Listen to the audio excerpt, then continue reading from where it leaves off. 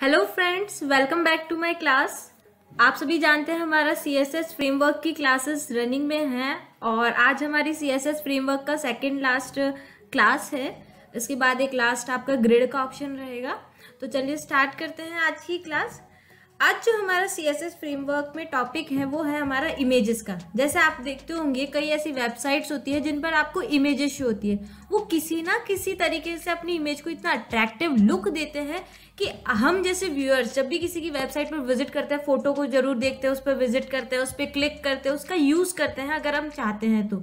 या फिर हमारी वेबसाइट हम ऐसी बनाते हैं जिसमें जैसे मान लीजिए कोई शॉप है ना, तो शॉप पे अपनी वेबसाइट में है ना उस शॉप की डिटेल्स की पिक्स अपन डालते हैं, अपलोड करते हैं और बहुत ही अट्रैक्टिव लुक ऐसा दे देते हैं अपनी वेबसाइट पर कि सामने वाला पर्सन जो भी इस वेबसाइट पर विजिट कर रहा है उसे पता चलता है कि कितनी अच्छी तरीके से इनके अगर प्रोडक्ट्स हैं तो हो सकता है अगर यहाँ से प्रोडक्ट खरीदे जाए तो हमारे लिए बेनिफिशियरी रहेंगे। तो आज हम जिस टॉपिक पे बात कर रहे हैं वो है हमारे W3 CSS इमेजेस का। A picture is worth 1,000 words. In terms of websites, it is worth 1,000,000 words. ठीक है, एक पिक्चर होती है वो 1,000 वर्ड्स कहती है और वेबसाइट के केस में अगर देखें तो ये मिलियन वर्ड्स को क्या करती है, एक्सप्लेन करती है। ठीक है, images are one of the most important building blocks of any website. Images क्या है, आपके जो सबसे इंपॉर्टेंट बिल्डिंग ब्लॉक है आपकी वेबसाइट का, है ना। आप इमेजेस के थ्रू क्या क्या शो करवा सकते हैं जिससे आपकी वेबसाइट पर व्यूज बढ़ सकते हैं, लोग बाग उस पर विजिट ज्यादा करें, तो इमेजेस बहुत अच्छा इंपॉर्टेंट अपना रोल वहां पे प्ले करती है। To add images to a website, image tag is used. आप अगर अपनी वेबसाइट के लिए कोई इमेज ऐड करना चाहते हैं या उस पर फॉर्मेटिंग करना चाहते हैं तो आपको क्या करना होता है, इमेज टैग को तो यूज करना ही होता है। जैसा कि आपने HTML में भी देखा ही है कि हम इमेज ऐड करने के लिए क्या लगाते हैं, इमेजेस के टैग का यूज करते हैं। However, W3 CSS images come with classes that can easily change the way image looks. इसी के साथ ठीक है, आपके जो W3 CSS इमेजेस की क्लासेस हैं उसके थ्रू क्या कर सकते हैं, हम हमारी इमेजेस के लुक्स चेंज कर सकते हैं ताकि जो भी विजिटर है आपकी वेबसाइट पर विजिट करने वाला उसे आपकी वेबसाइट बहुत ही अच्छी लगे, आपकी इमेजेस ही आपकी वेबसाइट के बारे में डिटेल्स दे दे। ठीक है, नेक्स्ट इसमें बढ़ते हैं इमेज क्रिएशंस। आप इमेज के जो बनाते हैं अपनी, उसमें क्या क्या एडिटिंग कर सकते हैं, किस किस तरह से आप इमेजेस क्रिएट कर सकते हैं अपनी वेबसाइट के लिए। तो सबसे पहले यहाँ बता रहा है राउंडेड बॉर्डर इमेज, यानी आप राउंडेड बॉर्डर्स इमेज में भी ले सकते हैं। सर्किल लेना चाहते हैं आप इमेज के लिए तो आप सर्किल भी यूज कर सकते हैं। उस पर बॉर्डर अप्लाई करवाना चाहते हैं, बॉर्डर भी कर सकते हैं। Images with in a card, आप कोई कार्ड में, जैसे हमने प्रीवियस क्लास में देखा था टेबल हमारी कार्ड में आ गई थी, उसी तरह आप इमेजेस को भी क्या कर सकते हैं, कार्ड में अपने ऐड कर सकते हैं। तो चलते हैं इसका एक एग्जाम्पल देखने सबसे पहले, ताकि एग्जाम्पल से क्या हो आपको इसके बारे में अच्छे से समझ में आ जाए। ठीक है, तो हम चलते हैं हमारे प्रोग्राम पे जो हमने बनाया है। ठीक है, आपको यहाँ पे क्या दिख रहा है, ये प्रोग्राम दिख रहा है जो कि हमने किस में बनाया है, हमारे वही नोटपैड में बनाया है। टॉप में देख रहे हैं हमने हेड दिया है सेक्शन और वहां पे वही हमने W3 स्कूल का लिंक दिया है। अब लिंक देने के बाद हमने देखा हमारे बॉडी टैग में क्या क्या लिख रखे हैं, हमने क्लासेस दे रखी है W3 कंटेनर जो कि हमने सभी के लिए दे रखी है और डिव का यूज करते हुए हमने इमेज सोर्सेज यहाँ पे लगा दिया, इमेज का नेम लिख दिया और क्लासेस हमने दे दी। देखो फर्स्ट वाले के लिए दे दी W3 राउंड दे दी, सेकंड वाले के इमेज के लिए हमने W3 राउंड X लार्ज दे दी और थर्ड वाले के लिए XX लार्ज करके हमने विड्थ एंड हाइट सेट कर दी। अब हम क्या करते हैं, इसको सेव करके देखते हैं, हमारे ब्राउजर विंडो पर रिफ्रेश करके देखेंगे तो देखिए अब क्या हो रहा है। आपने देखा था सबसे पहले वाले पे हमने क्या दे रखा था, अलग फॉर्मेट दे रखा था। ठीक है, और सेकंड वाले पे हम अलग दे रखा था और बॉटम वाले पे हमने अलग लार्ज का ऑप्शन यहाँ पे दिया था। ठीक है, अभी ये एक एग्जाम्पल हो गया। अब हम चलते हैं हमारे नेक्स्ट में जो कि है हमारे वापस एक और देखते हैं इसी के बारे में कि हम इमेजेस पर और क्या ऐड कर सकते हैं। ठीक है, इस तरह से आपको क्या हो गया था, अलग अलग आपकी इमेजेस की साइज और उनके सर्कल्स राउंड में आए आपकी इमेज, वो हमने वहां पे सेट करा था। अब हम क्या करते हैं, राउंड की जगह हम सर्किल का यूज करके देखते हैं। ठीक है, हमने क्या करा, यहाँ पे सर्किल लिखा, तो अभी हम इसको सेव करके जब हमारे ब्राउजर विंडो पर रिफ्रेश करेंगे तो देखिए जो फर्स्ट इमेज होगी उस इमेज के चारों तरफ क्या दिख रहा है, आपको सर्किल शो हो रहा है और बाकी पे आपको यहाँ पे शो नहीं हो रहा। ठीक है, ये हो गया हमारा इसका इमेज का सर्किल वाला ऑप्शन। जैसे अभी हमने 2 के बारे में बात कर ही ली थी, है ना, वही। नेक्स्ट करते हैं, इसके बाद हमारे प्रेजेंटेशन पे देखते हैं हम कहाँ थे प्रेजेंटेशन में। ठीक है, हमने देख लिया राउंडेड बॉर्डर, देख लिया सर्किल इमेज, देख लिया। अब हम देखते हैं बॉर्डर इमेज के बारे में। हम यहाँ पे विजिट करके देखते हैं कि बॉर्डर इमेज से हमें क्या शो होता है। ठीक है, अब हम बॉर्डर इमेज का करके देखेंगे। सबसे पहले हमारी वीडियो स्टार्ट करते हैं। अभी तक देखिए हमने सर्किल लगाया था, राउंड में आपने करके देख ही लिया था हमारे फर्स्ट वाले को। और अब आप चाहेंगे कि आप अपनी इमेज पे बॉर्डर अप्लाई करवाना चाहते हैं, तो हम लिख देंगे हमारे यहाँ पे क्लासेस में W3 बॉर्डर। ठीक है, बॉर्डर हमने लिख दिया। बॉर्डर लिखने के बाद इसे सेव करके देखते हैं एक बार हमारे ब्राउजर विंडो पर क्या इफेक्ट पड़ेगा। तो हम क्या करते हैं, इसको सेव करके देखते हैं। बट उससे पहले हम क्या करते हैं, यहाँ से इसकी थोड़ा सा विड्थ को यहाँ से क्या कर देते हैं, रिमूव कर देते, ताकि आपको इसकी जो बॉर्डर है अच्छे से शो जाए। विड्थ को तो क्या कर दिया हमने, रिमूव कर दिया। और हम यहाँ पे दे देते हैं एक दूसरे टैग का यूज कर देते हैं, स्टाइल, जो कि हम CSS के थ्रू स्टाइल देते थे, वही है इनलाइन स्टाइल आपकी। यहाँ पे स्टाइल में दे दी हमने, यहाँ पे पैडिंग दे दी। और पैडिंग देने के बाद हमने कॉलन लगा रहे हैं। कॉलन के बाद हम यहाँ पे देना चाहते हैं, जितनी भी आप पैडिंग देना चाहते हैं अपनी जो भी बॉर्डर है, आपकी जो इमेज है उसकी बॉर्डर के लिए, तो हमने यहाँ पे 16 पिक्सल दे दी। एक बार इसको सेव करते हैं। सॉरी, उससे पहले हम दे देते हैं एक विड्थ भी देख के देखते हैं हमारी, कि हमारी जो इमेज रहे उसकी विड्थ क्या रहे। विड्थ हम देते हैं यहाँ पे 30%। ठीक है, 30% हमने यहाँ पे दे दी, विड्थ भी दे दी और पैडिंग दे दी हमने 16 पिक्सल्स दे दी, कि जो भी हमारी इमेज हो उसकी बॉर्डर में आपको ये दोनों ऑप्शंस साथ में शो हो जाए।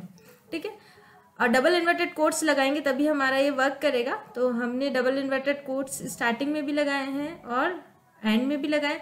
अब क्या करते हैं, हम इसे सेव करते हैं, ब्राउजर विंडो पर स्विच करते हैं, तो हमें मिलता है, इसे रिफ्रेश करेंगे। यहाँ आके रिफ्रेश करने पर देखो आपको क्या मिल जाएगा, इस तरह से बॉर्डर मिल जाएगी आपकी। ठीक है, यहाँ पे क्या मिल रही है, आपको बॉर्डर मिल रही है, क्योंकि हमने फर्स्ट इमेज पर लगाई है। ये एक पे इसलिए लगाई ताकि आपको क्या हो, इजी वे में समझ में आए कि किस तरह से केवल एक पर ही हमने बॉर्डर का यूज करा है। ठीक है, आप चाहे तो औरों पे भी लगा सकते हैं, सभी पे बॉर्डर अप्लाई करके देख सकते हैं। बट एक्चुअली आपको समझना क्या है, इन टॉपिक्स के बारे में समझना है कि क्या किस किस तरह से आप बॉर्डर्स का यूज कर सकते हैं, किस किस तरह से आप एडिटिंग कर सकते हैं। ठीक है, तो हमने पैडिंग ये आपको बता दिया, जो बॉर्डर 16 पिक्सल्स की थी, और विड्थ आपने आपकी जो इमेज थी उसकी 30% ले ली थी। अब हम चलते हैं हमारे जो इसका नेक्स्ट है ना, इमेज एज अ कार्ड, उसका यूज करके देखते हैं। उसके लिए क्या करते हैं, हम पहले यहाँ से एक बार ये कंटेनर रिमूव करके यहाँ पे क्या लिख देते हैं, कार्ड लिख देते हैं। कार्ड लिख के हम यहाँ पे 4 लिखते हैं। ठीक है, 4 यहाँ पे लिखना मैंडेटरी है। और हम इसको एक बार करके इसमें कार्ड के आगे दे देते हैं, हम यहाँ पे स्टाइल भी दे देते हैं कि स्टाइल कितनी देना चाहते हैं। जितनी भी आप विड्थ देना चाहते हैं वो स्टाइल आप यहाँ पे दे सकते हैं। विड्थ हम दे देते हैं यहाँ पे 50 पिक्सल दे देते हैं। ठीक है, 50% हमने क्या दे दी, यहाँ पे विड्थ दे दी। हम अब कार्ड का यूज कर रहे हैं, सेव करा हमने, ब्राउजर विंडो को आके रिफ्रेश करा, हमने सेकंड वाली इमेज पर करा, तो देखिए सेकंड वाली इमेज पर आपको इस तरह से कार्ड शो हो गया। ठीक है, ये तो फुल में शो हो रहा है आपको, जैसा कि आपने प्रीवियस क्लासेस में भी देखा होगा, टेबल आपकी फुल में शो हो रही थी, है ना। तो ये फुल में शो हो रहा था। अगर आप चाहें तो इसकी सेटिंग्स चेंज कर सकते हैं, जैसी भी आपकी रिक्वायरमेंट है ना। तो आप यहाँ पे इसकी विड्थ यहाँ से क्या कर सकते हैं, 100 करके देखते हैं, Ctrl+S करते हैं और ब्राउजर विंडो पे आके स्विच करके रिफ्रेश करते हैं, तो 100% आपकी देखिए विड्थ क्या हो रही है, पूरी जो इमेज है, सॉरी आपकी जो कार्ड है वो आपकी पूरी विंडो पर आपको शो करवा रहा है। और इमेज भी आपको, जो भी राउंड आपने ऑप्शन दिया था ना, इसमें राउंड क्लास का यूज करा था, उसके थ्रू आपको शो हो रही है। ठीक है, तो इस तरह से क्या कर सकते हैं आप, इसकी स्टाइल चेंज कर सकते हैं, कार्ड में अपनी फोटो अरेंज कर सकते हैं, आपकी वेबसाइट का पे इमेजेस को अच्छे से रिप्रेजेंट करवाने के लिए। ठीक है, आई होप आपको समझ में आ ही रहा होगा कि किस तरह हमने W3 कार्ड का यूज करा है और आउटपुट में देखा तो हमें किस तरह हमारी इमेज पर इफेक्ट शो हुआ है। अब हम यहाँ पे एक प्रोग्राम रन करके देखते हैं कि नेक्स्ट हमारा जो है, ठीक है, अभी तक हमने कार्ड का यूज कर लिया है, बॉर्डर का यूज कर लिया, सर्किल का कर लिया है। अब हम इमेज के साथ टेक्स्ट का यूज करना देखेंगे कि किस तरह आप इमेज के साथ टेक्स्ट यूज कर सकते हैं। तो सबसे पहले हम यहाँ लिख देंगे W3 टेक्स्ट लिख देते हैं। वाइट लिखा हमने यहाँ पे, अभी वाइट लिख के देखते हैं। ठीक है, हमने यहाँ पे क्या लिख दिया कि हम जो टेक्स्ट लिखे उसका कलर क्या हो जाए, वाइट हो जाए।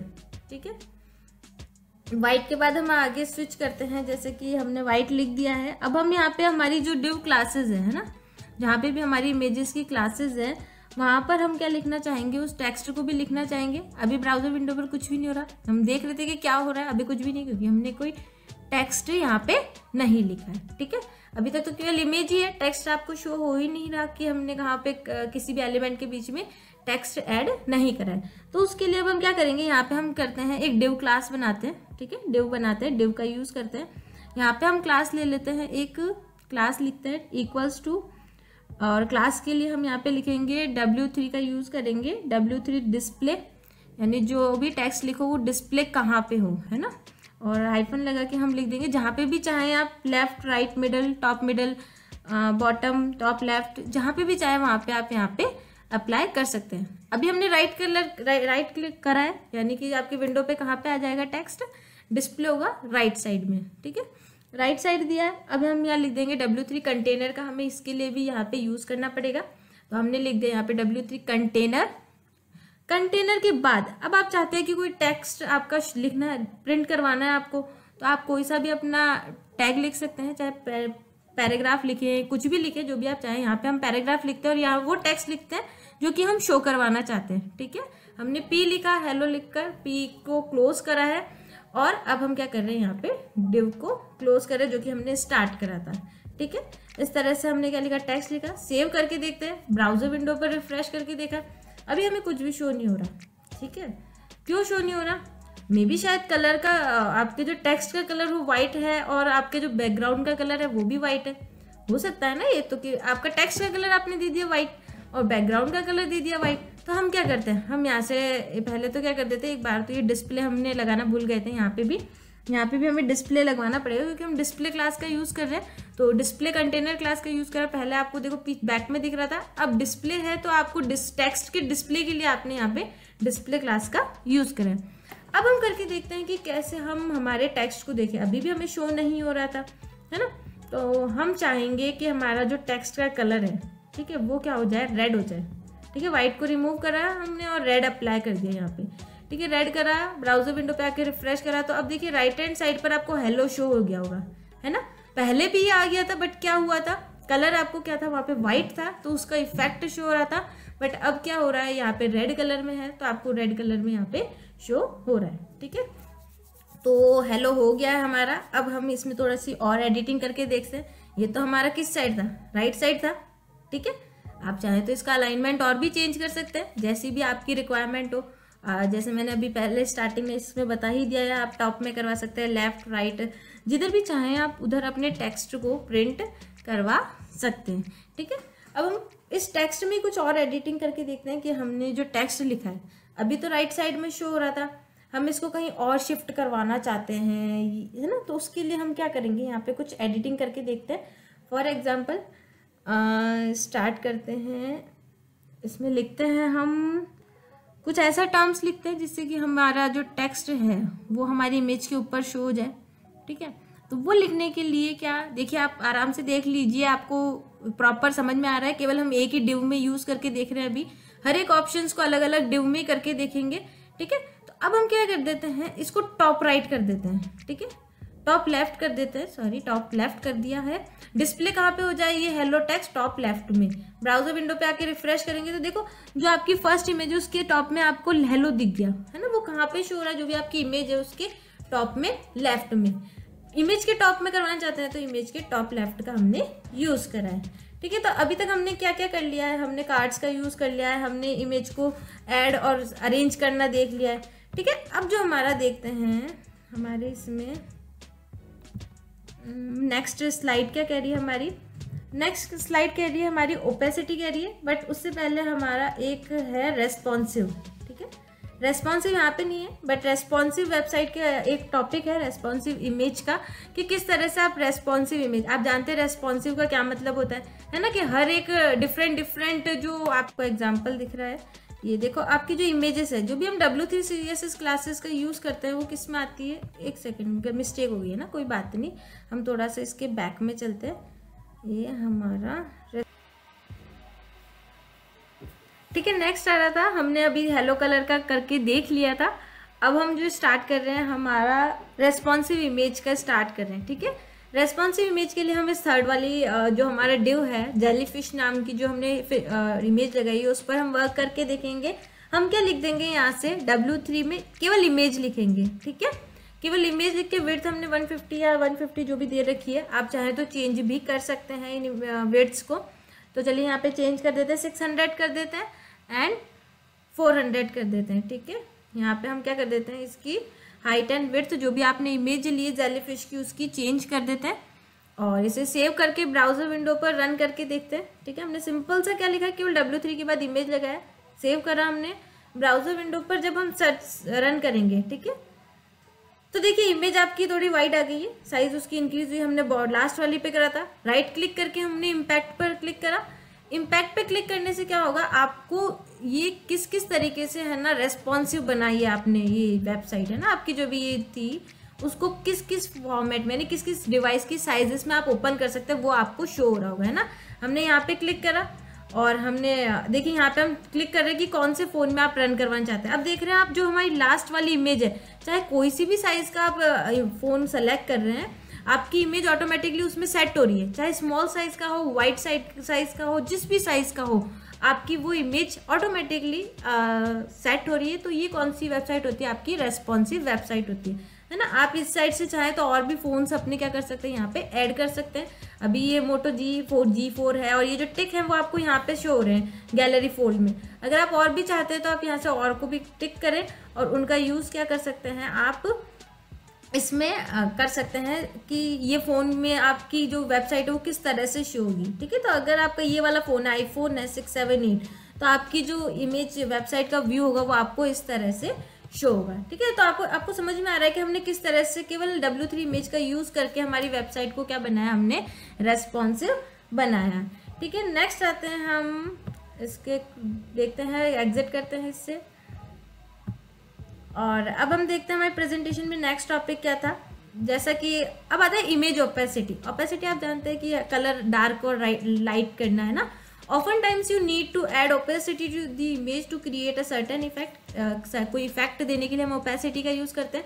opacity के लिए आप 3 तरह से अपनी क्लासेस दे सकते हैं, W3 opacity, W3 opacity minimum और W3 maximum, यानी इन 3 का यूज़ क्या कर सकते हैं आप अपनी जो भी वेबसाइट बना रहे हैं उसके opacity सेट करने के लिए आप यूज़ में ले सकते हैं। अब इसकी ओपेसिटी के लिए हम हमारा वीडियो देखते हैं कि हमने किस तरह से हमारी जो वेबसाइट है उसके लिए ओपेसिटी सेट करी, ठीक है। इस तरह से आपको शो हो रही थी अपनी वेबसाइट।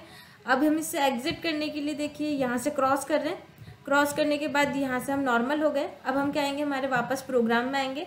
प्रोग्राम में आने के बाद हम क्या करेंगे, यहाँ पे इसमें ओपेसिटी के लिए जो हमें क्लासेस देनी है वो क्लास हम देंगे, ठीक है। क्लास के लिए हमने क्लास दे दी, यहाँ पे क्लास लिख दिया है, इक्वल्स टू लगाएंगे और हम यहाँ पे लिख देंगे W3 हाइफन लगा के हम लिख देंगे ओपेसिटी, ठीक है। ओपेसिटी हमने क्या दे दी, यहाँ पे ऐड करवा दी। ओपेसिटी के बाद यहाँ पे स्पेस हम दे देते हैं, मिनिमम दे देते हैं हमारी इस फर्स्ट वाली इमेज को, है ना, कि जो भी इसकी ओपेसिटी रहे वो क्या रहे, मिनिमम रहे, ज़्यादा उसका कलर डार्क नहीं हो, है ना, मिनिमम साइज़ की रहे ओपेसिटी। यहाँ से क्या कर लेते हैं, हम इसे कॉपी कर लेते हैं। कॉपी करने के बाद हम इसको हमारी दूसरी इमेजेस के लिए भी यूज़ कर सकते हैं। तो अपना कर्सर रखेंगे हम जहाँ पे भी चाहते हैं, ठीक है। हमने यहाँ पे अपना कर्सर रखा है और यहाँ पे हमने क्या लगा दिया है, वही पेस्ट कर देंगे, बट Ctrl+V कर देंगे और हमने यहाँ से मिनिमम हटा दिया है और यहाँ पे हमने बॉटम में देखो क्या लिख दिया, मैक्सिमम, यानी हमने ओपेसिटी के तीनों फॉर्मेट्स पर वर्क करना देख लिया है कि किस तरह हम इसको चेंज कर सकते हैं। अब ब्राउज़र विंडो पर आकर रिफ्रेश करेंगे तो क्या होगा, कुछ कहीं डिफ़ॉल्ट रह गया है। ओपेसिटी मिनिमम हमने दे दी है, ओपेसिटी W3 दे दी है हमने, ओपेसिटी मैक्सिमम हमने यहाँ पे सेट कर दी है। अब जो हमारा क्या इशू रह गया, तो देखिए ये छोटे मोटे जो इश्यूज़ होते हैं ना वो आपकी वेबसाइट पर आपके प्रोग्राम को रन नहीं होने देते हैं। ये माइनर मिस्टेक्स ही आपके एग्ज़ाम में आपके स्कोर पर इफ़ेक्ट करती है, ठीक है। हमने कलर ओपेसिटी दी थी बट अभी वर्क नहीं हुई, तो कहीं ना कहीं एरर रह गई होगी हमारे, उसको ही हम देखते हैं कि कहाँ हमने कुछ नहीं लिखा है ना। ये नहीं लिखते हैं तब भी उसका इशू होता है। तो हम क्या करके देखते हैं, यहाँ पे पैराग्राफ ऐड करके देखते हैं एक बार, तो कि क्या इस पैराग्राफ का इशू तो नहीं है, क्योंकि हमने पैराग्राफ यहाँ पे नहीं लिखा है। तो हमने यहाँ पे क्या लिख दिया, पैराग्राफ कंटेंट लिख दिया। और इसके बाद सभी पे हम क्या लिखते हैं, पैराग्राफ अप्लाई करके देखते हैं कि हमारी जो भी इमेजेस है वो पैराग्राफ के अंदर आपको शो हो जाए। तो हमने क्या लिखा है यहाँ पे, बॉटम वाले में भी लिख दिया, फर्स्ट वाले में भी हम क्या लिख रहे हैं, पी टैग का यूज़ कर रहे हैं, और हमारे इस लास्ट वाले में भी हम पी टैग का यूज़ कर रहे हैं। ठीक है, पी टैग हमने यहाँ पे यूज़ करा, स्टार्ट करा और उसको क्लोज कर दिया, और लास्ट वाले में भी हमने पी टैग का यूज़ कर लिया। कंट्रोल एस से सेव करके ब्राउज़र विंडो को रिफ्रेश करके देखते हैं क्या अभी वर्क हो रहा है। अभी केवल ये पैराग्राफ में आपके सेट हुआ है ना, ओपेसिटी अभी आपको शो नहीं हुई। ठीक है, कहीं और कुछ चेंजेस करना बाकी रह गया जो कि हमने अभी नहीं करा है, तो हम क्या करेंगे, वापस हमारे प्रोग्राम में जाएंगे, स्विच करेंगे कि कहाँ कोई सा इशू रह गया है। तो वापस प्रोग्राम में जाने के लिए हम हमारे नोटपैड पे क्लिक करेंगे। नोटपैड में आने के बाद अब हमें देखना पड़ेगा कि कहाँ पे हमारे प्रोग्राम में कोई माइनर मिस्टेक्स हुई है। ठीक है, तो हम क्या करते हैं, यहाँ से इस वाली क्लास को रिमूव करके देखते हैं जो कि हमने पहले डिफाइन कर रखी थी। अब क्या करते हैं, हम यहाँ से इसको, इधर से भी हम इस क्लास को रिमूव कर देते हैं क्योंकि हो सकता है इसका इशू हो, कलर ये शो नहीं करने दे रहा हो आपकी, और यहाँ से भी हमने क्या कर दिया, इस क्लास को रिमूव कर दी।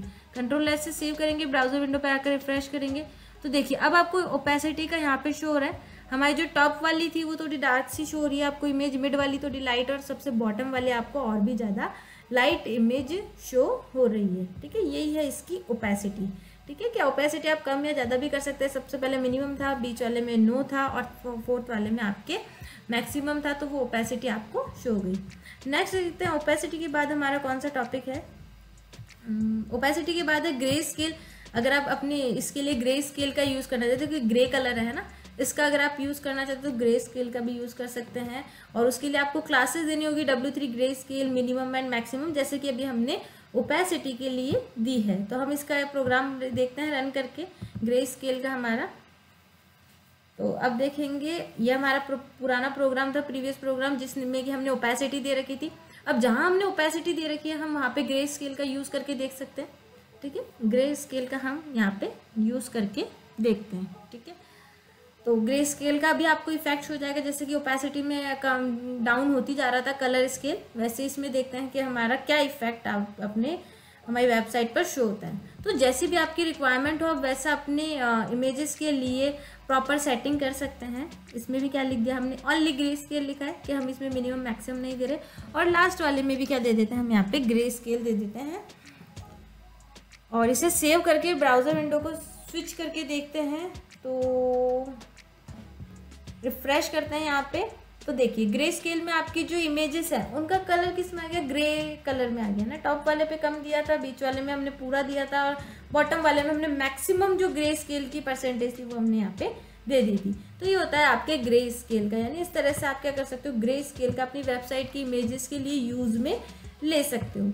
नेक्स्ट ग्रे स्केल के बाद आता है हमारा सीपीआई इमेज इफेक्ट, है ना। एक बहुत ही अलग सा आपकी इमेज पर इफेक्ट देने के लिए हम सीपीआई इमेज का यूज़ करते हैं। ठीक है, इसमें भी हम 3 तरीके से W3 CPI, W3 CPI image, minimum and maximum, reddish brown colour का इसमें आपके शेड्स होते हैं। आपकी जो भी आप वेबसाइट पर इमेज बनाते हो ना, उसमें रेडिश ब्राउन कलर का आपको आउटपुट शो होता है। तो चलिए इसका प्रोग्राम देखते हैं हम। ठीक है, ये हमारा वो प्रोग्राम है जहाँ पे हमने ग्रे स्केल का दिया है। अब हम क्या करेंगे, जहाँ जहाँ हमने ग्रे स्केल दिया है वहाँ पे हम क्या लिख देंगे, हमारा CPI का लिख देंगे, SEPIA CPI लिख दिया। यहाँ पे क्या रहे, इसका मिनिमम रहे, इसको कर लेते हैं कॉपी, और हम नीचे भी बॉटम में भी क्या कर लेते हैं, ग्रे स्केल की जगह क्या लिख देते हैं, CPI का यूज़ कर लेते हैं। G को यहाँ से रिमूव करते हैं, और ये हम बॉटम में भी थर्ड फोटो के लिए क्या कर लेते हैं, CPI का यूज़ कर लेते हैं। कंट्रोल S से सेव करेंगे, स्विच करने के लिए Alt+Tab का यूज़ करेंगे, और रिफ्रेश करने के लिए F5 का यूज़ करेंगे। तो हमारा जो भी ब्राउज़र विंडो है, देखिए इमेजेस पर अलग ही कलर हो गया है, सेपिया कलर का, जो कि आपको रेडिश ब्राउन कलर का है, वो इफेक्ट आपको इमेजेस पर शो होने लग गया है। ठीक है, इसके बाद भी अगर आप और भी एडिटिंग चाहते हैं अपनी इमेज के लिए, जैसे आप होवर बनाना चाहते हैं अपनी इमेज के लिए ना, कि आपकी इमेज क्लिकेबल रहे, ठीक है, तो उसका भी आप यूज़ कर सकते हैं। यूज़ करने के लिए क्या करना होगा, वापस हमारे नोटपैड में जाना होगा। होवर करने के लिए आप क्या लिखेंगे, जहाँ पे भी आपकी इमेज की क्लास लिखी हुई है ना, वहाँ पे क्या लिख देंगे, हम होवर लिख देंगे। होवर लिख दिया है हमने, और यहाँ पे भी हम क्या लिख देंगे, होवर का यूज़ कर देंगे। और शेप यहाँ हमने यहाँ पे दे रखा है, और थर्ड में भी हमने क्या दे दिया, होवर का दे दिया। एक बार इसको सेव करके स्विच करके F5 प्रेस करेंगे हमारे ब्राउज़र विंडो पर। क्या कोई इफेक्ट शो हो रहा है? अभी इफेक्ट शो नहीं हो रहा है ना, होवरेबल हो रहा है। देखो जहाँ पे भी कर्सर लेकर जा रहे हैं ना उसका कलर चेंज हो रहा है, ठीक है। इस पर लेकर गए तो सेपिया कलर था, इसका कलर चेंज हो रहा था। इस पर अभी इफेक्ट शो नहीं हो रहा, ठीक है। तो इसमें कहीं ना कहीं हो सकता है एडिटिंग रहे, क्योंकि हमने केवल सेपिया कलर था जहाँ पे मिनिमम और मैक्सिमम का हमने यूज़ कर रखा है, वहाँ पे ये होवरेबल ऑप्शन आपका वर्क नहीं करता। तो हमने मिनिमम और मैक्सिमम को रिमूव कर दिया। अब हम क्या करेंगे, ब्राउज़र विंडो पर आकर इसे रिफ्रेश करेंगे। अब जब आप जिस भी माउस पर, जिस भी इमेज पर लेकर जाएंगे आपका कर्सर, तो देखिए उनका बैकग्राउंड का कलर उनका वो होवरेबल हो रहा है। जैसे कि माउस का कर्सर जाते क्या हो जाता है, ये कलर चेंज कर रहे हैं, ठीक है। तो आई होप आपको होवरेबल भी यहाँ पे आ गया होगा। होवरेबल के बाद अब हम देखते हैं ओपेसिटी ऑफ। अगर आप ओपेसिटी ऑफ करना चाहते हैं, ठीक है, ये तो हो गया आपका ओपेसिटी, होवर हो गया आपका, ठीक है। इसमें भी हमने 3 का यूज़ कर लिया है। और ओपेसिटी ऑफ करना चाहते हैं तो उसके लिए आप क्या करेंगे, तो हम हमारे प्रोग्राम ही देख लेते हैं कि ओपेसिटी ऑफ करना है तो हम क्या करेंगे। हमारा प्रोग्राम में प्रोग्राम नंबर 7 का यूज़ करते हैं हम। ये आपका वही था, क्लिकेबल होवरेबल था। अब हम आते हैं हमारे नोटपैड में। अगर ओपेसिटी ऑफ करनी है, ठीक है, तो जहाँ पे भी हमने होवरेबल लिखा है ना, वहाँ पे हम क्या कर देते हैं, ओपेसिटी ऑफ कर देते हैं कि होवरेबल क्लिक होते ही ओपेसिटी का आपने देख लिया कि लाइट और डार्क कलर हो जाता है ना, वही ओपेसिटी है। ओपेसिटी लिख दी है हमने यहाँ पे, इसमें लिखी हमने ओपेसिटी रहे, है ना। और इस नीचे वाली इमेज में लिख देते हैं कि ओपेसिटी यहाँ पे क्या हो जाए, ऑफ हो जाए, ठीक है। सेव करते हैं Ctrl+S से, ऑल्ट टैब से स्विच करा और ब्राउजर विंडो पे आकर रिफ्रेश करेंगे तो देखिए ओपेसिटी ऑफ हो जाएगी। किस में होगी, सेकंड वाली इमेज में। माउस का कर्सर लेकर जा रहे हैं तब वहाँ पे कोई भी ओपेसिटी या कोई भी इफेक्ट वहाँ पे शो नहीं हो रहा। केवल जब फर्स्ट वाले हमारी इमेज पर माउस का कर्सर लेकर जा रहे हैं, केवल वो ही हमारी होवरेबल हो रही है, क्योंकि वो हमारी ऑन थी और बॉटम वाली हमारी ऑफ हमने कर दी थी, ठीक है। तो ये क्या करा है, हमने ओपेसिटी ऑफ करना देखा है, ठीक है। ओपेसिटी के बाद हमारा जो नेक्स्ट लास्ट टॉपिक है हमारे इस प्रेजेंटेशन का, वो है हमारा इमेज गैलरी, ठीक है। आपकी वेबसाइट पर बहुत सी इमेजेस भी होती हैं, है ना। तो इमेज गैलरी आपकी उन्हीं में से एक है। जैसे कि मैंने पहले ही बताया, आपकी कोई शॉप हो, आप अपनी कोई इमेज क्रिएट करना चाहते हैं, बहुत सी फोटोज़ ऐड करना चाहते हैं और उन्हें फिक्स करना चाहते हैं, तो उसके लिए आप इमेज गैलरी का यहाँ पे यूज़ करते हैं, ठीक है। इसका प्रोग्राम देख लेते हैं हम। सॉरी,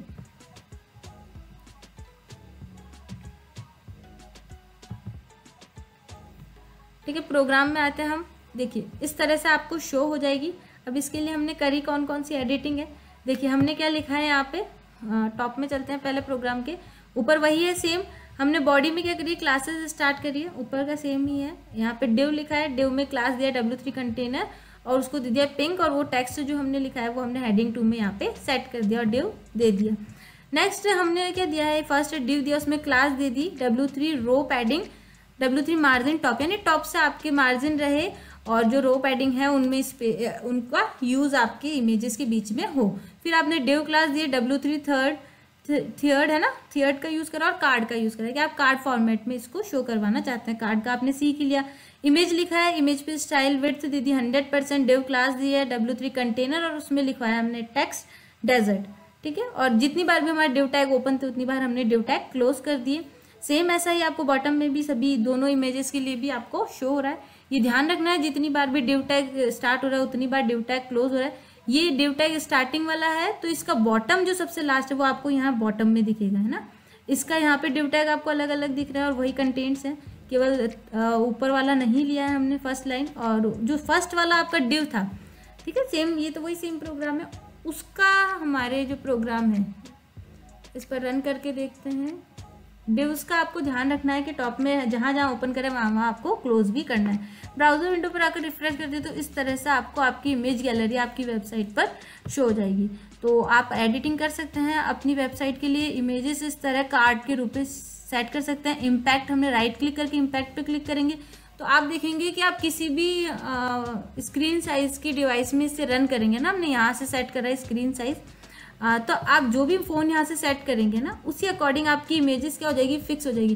पहले लैपटॉप में भी आपको पूरी शो हो रही थी, अब जब आप मोबाइल का यहाँ से सेट कर रहे हैं तब भी आपको क्या हो रही है, उस स्क्रीन के अकॉर्डिंग इमेज आपकी शो हो रही है। तो ये क्या हो रही है, आपकी W3 CSS के थ्रू रेस्पॉन्सिव वेबसाइट बन रही है। किसी भी डिवाइस से उस पर किस तरह से आपकी वेबसाइट शो होगी वो हम यहाँ पे आपको एग्जाम्पल करके बता रहे हैं। तो आई होप आपको आज की क्लास में इतना समझ में आया होगा कि किस तरह से आप इमेजेस का अपनी वेबसाइट के लिए यूज़ करके देख सकते हैं। तो मिलते हैं फ्रेंड्स नेक्स्ट क्लास में, तब तक के लिए good bye, take care and सीखते रहें। And thanks for watching my video. Thank you once again.